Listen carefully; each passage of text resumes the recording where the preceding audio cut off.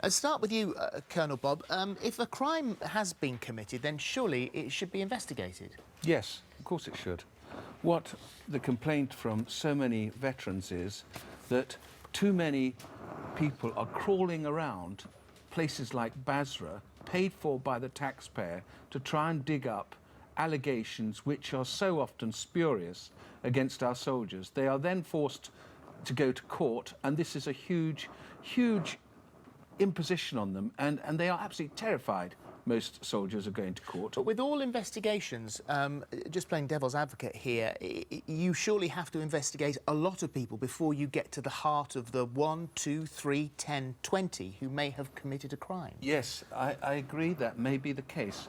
My point is that actually the taxpayer is funding agents in Basra to go around to try and find allegations against our troops. So they're almost acting as a catalyst.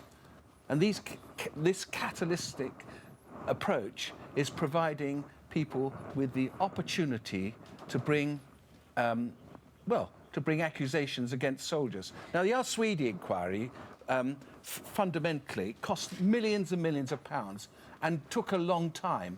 And the people accused in it went through hell. Well, I'll just explain that inquiry. The Al-Swedi inquiry investigated accusations that UK soldiers mistreated Iraqis in May 2004 in the aftermath of a firefight. The report was published in December 2014 and suggested that public interest lawyers continued to pursue the claims for a year after realising that the allegations of abuse may be untrue. So what is this, just lawyers looking for jobs?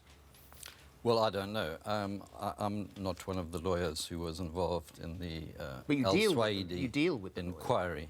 Well, what we do is we support the principle that when any British soldier or anybody else commits a crime, such as torture or murder, he or she must be properly investigated. And if there's evidence sufficient for a prosecution, he or she must be prosecuted. But is that not part of the problem, is the evidence? These are historical allegations. It's in a place of war. Things are very confusing at the time. As yet, since 2004, nothing yet has gone through. No one's been convicted. So is this just not a huge waste of everybody's time and money? Can I just finish on the Al-Swedi issue which you raised? Certainly that found that the allegations that, in fact, the British Army had murdered up to 20 people in custody to be completely untrue. And the people accused were fully exonerated. However, you mustn't lose sight of the other inquiry which took place, known as the Bayer Musa inquiry, which found that effectively British soldiers tortured to death Mr. Musa, and several other people were extremely badly tortured. So those are the facts. Certainly the one inquiry showed that there was no proper evidence. The other one found, in fact, the British Army had acted completely illegally. In Al-Busa matter. It was a big thing for the Army. The Army does not like its soldiers acting illegally. Neither do the huge bulk of our armed forces like people acting illegally. What our armed forces are jarred off with is the idea that the taxpayer is funding people to try and dig up the dirt on them. When often there's £57 million. That's a heck of a lot of money, Philip. And that's money that could be more properly spent on other things for defence, for instance. Can I ask you, what does this do for morale with our troops? If they go into somewhere in the future and they have to serve their country, will they be able to conduct themselves properly? Will they be able to do their job properly with fear of prosecution? You put your finger on it, Holly. That's the problem. What you're doing is putting even more pressure on men and women who are actually under fire, because they've got to think, when they're being shot at, they've got to think, how's this going to play out when I get back, when I take this action? And it actually will constrain them. And that is a point that I'd like to make again to you. Holly made it a moment ago, is the fact that if you are looking at historical allegations in the confusion of the theatre of war, surely you would then influence future soldiers and their actions if they think, right, OK, well, can I do this? I mean, I'm under direct orders to do this, but can I do this? Or in 10 years' time, are they come knocking on my door?